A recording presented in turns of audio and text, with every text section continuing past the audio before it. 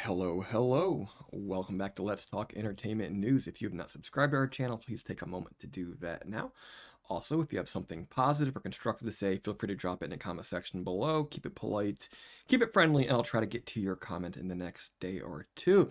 All right, so Halloween was yesterday, but we're going to keep rolling on with the horror movie news today. By the way, I hope you are enjoying the new layout for the OBS shows that I'm doing. Things look a little bit different. Slight change to the color of the graphics and the layout, and I think it looks a whole lot better. Sort of like our second generation layout for our OBS stuff. So anyhow, moving on to that story, this deals with another Stephen King property. Stephen King's still pretty hot these days. Completely on fire a couple years ago with the It franchise, but there's been some hit or miss movies and remakes and whatnot going on recently. But here's another one. Salem's Lot Remake reportedly moves to Max. WB disputes it in statement. It sounds like the upcoming Salem's Lot remake may be headed to Max instead of theaters, according to a new report. Variety has reported that Warner Brothers is looking to send the Stephen King adaptation remake, which was originally filmed in 2021 with an intended 2022 release date, straight to its Max streaming service instead of to theaters, as was initially planned. The outlet's sources notes that this decision is not a reflection of the film's quality, but that as a result of the SAG-AFTRA strike that's still ongoing. There's a growing need for additional Max content. A Warner Brothers spokesperson disputed the claim, stating that no decision has been made about the film's future distribution plans. The new Salem's Lot movie reunites Gary Dauberman, which is strange. I actually knew a person named Gary Dauberman. Not a very common name. With the Conjuring universe creator James Wan, who is producing the project alongside his Atomic Monster partner Michael Clear and Vertigo's Roy Lee and Mark Wolper. Executive producers are Dauberman, Michael Biederman, Atomic Monsters Judson Scott, and Vertigo's Andrew Childs. In the 1975 horror novel, author Ben Mears returns to the town of Jerusalem's Lot to write a book about a house that has haunted him since childhood, only to find his isolated hometown infested with vampires. While the vampires claim more victims, Mears convinces a small group of believers to combat the undead. So I have not read that since, I was probably a teenager. Back in those days, my sister was a big King fan, therefore the books were always laying around the house, therefore I had the opportunity to read many of them. And by the time I got to college, I'd basically moved on from Stephen King, but I still like to check out when they do movie adaptations.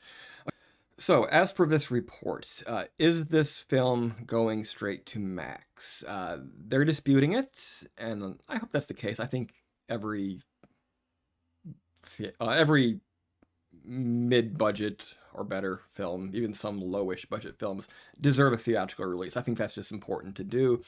The movie-going theater experience is part of not just the American tradition, but it is an American tradition. I think that it needs to be upheld with releases of these films, give people the opportunity to see them in theaters. The company is disputing this fact, but there seems to be this assumption that they're trying to populate Max and that they need the stuff, and it has no reflection of the quality of the film. And I don't think quality's so much an issue here. This is horror. If there's one thing that horror fans have proven time and time again, including this past weekend with Five Nights at Freddy's, is that they will always come out for the movies, so you might as well take our money. As for the idea of needing content to fill Max, I asked them this. Okay, so maybe you want new stuff, and this would certainly fit the bill. However, Warner Brothers, along with all the other major streaming services, most of these companies have, if they're traditional studios, that is, they have thousands of movies that are not available on their services. Some of these movies are classics. Some of these movies are in need of restoration, but they're out there. These back catalogs that people seem to say, back when Disney was buying Fox, they need these companies, they want the back catalog to populate their streaming services. Well, where the hell is it? Others would argue, oh, they want to buy the intellectual property so they can do more sequels. And yeah, it's part of it, but why are they not treating these back catalogs with the amount of care that they should?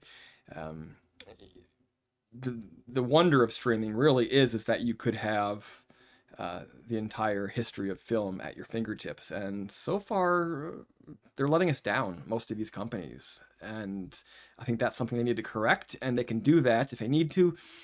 Keep their streaming service populated, go to the back catalog, get that stuff, get it up on streaming services, and then offer it also, some of it in physical media, take that revenue source, and then take these new ones, give them at least a brief theatrical run, even if it's day and date, I don't care. Give people a chance to see them in a theater and decide for themselves. But there you have it. Salem's Lot, the Stephen King story, latest remake of the film, possibly coming straight to Max, possibly to theaters. I think it'd be a mistake to not put it in theaters, but the fact that it was made in 2021 or in 2020 and it hasn't been released yet, even with the pandemic long gone-ish, that seems strange. It could be a quality problem, but even if it is a quality problem, I don't think that's going to deter Stephen King fans, horror fans from giving it a shot if you put it in the theater and give them a chance to spend their money. All right. Thank you for tuning in. As I said up front, if you have something positive or constructive to say, feel free to drop it in the comment section below. Also, you might want to subscribe to or join our channel for $1.99 a month. If we get a handful of people subscribing, I'll do it as I promised in the tier, which is give you some of the videos early. Not really doing that now because I'm sorry to our one subscriber, but not a whole lot of point if it's just one of you.